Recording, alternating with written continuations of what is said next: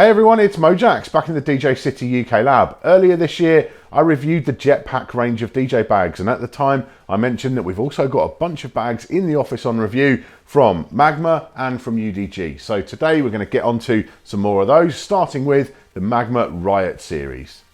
Today we're looking at 3 bags in the Riot range. The big one on the left is the Riot DJ Backpack XL, and that's actually mine. I bought it from Magma at the BPM show in September 2014.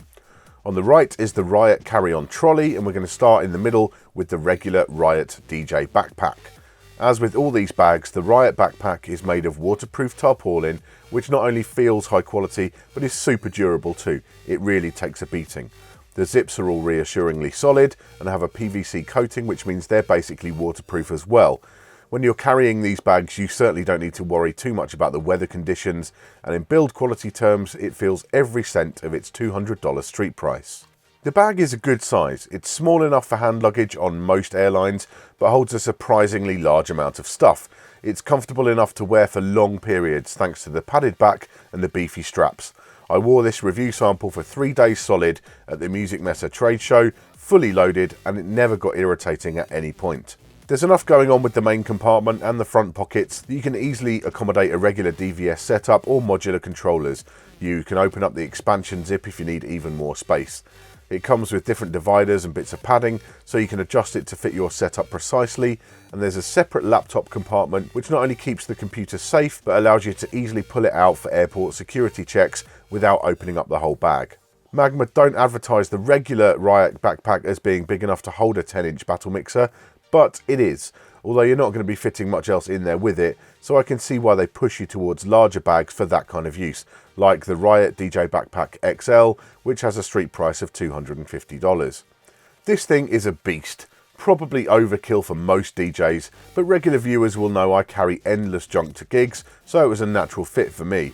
This bag is getting on for 2 years old now, and it's really held up remarkably well. One thing to note, the waterproofing on the zips on this one has got a bit tatty over time, but it was a pre-production sample when I bought it, and there's no sign of anything like that on the retail review units that I've tested, even after months of heavy use. As with the regular size bag, there are tons of pockets, dividers and adjustable padding, and it can be expanded further still if you really want to carry all the things.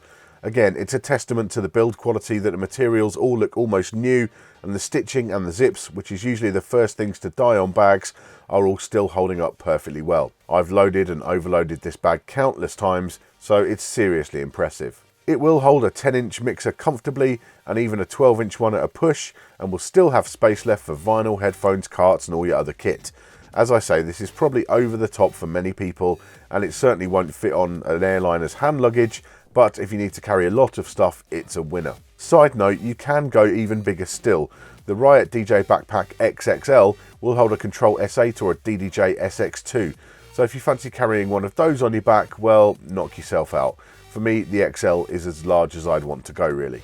So finally, we look at the Riot Carry-On Trolley.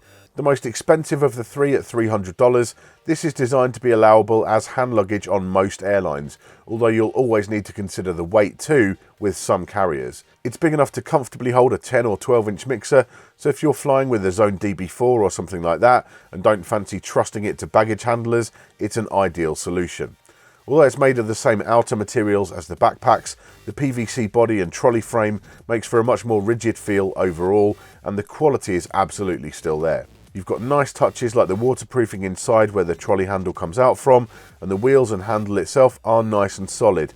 These are often pain points on cheaper trolleys. There aren't quite as many pockets for bits and bobs as you find on the backpacks, but this one is all about getting in that overhead locker, so compromises do have to be made for space, and if you aren't carrying a mixer, you do still have room for tons of stuff. So there we go, my take on the Riot series of bags from Magma. Ultimately, I do recommend this range. I've got one of their bags which is nearly 2 years old and still going strong, so I can attest to the durability of these products wholeheartedly. The other thing as well is that Magma have a really keen eye for attention to detail. Everything on these is really nicely engineered, really tightly engineered, and there's no superfluous stuff on there. There's no crazy design decisions, you know. Not every bag is going to be perfect for everyone. This is not a one-size-fits-all situation. The stuff that you carry and the way that you travel will have an impact on which one is right for you.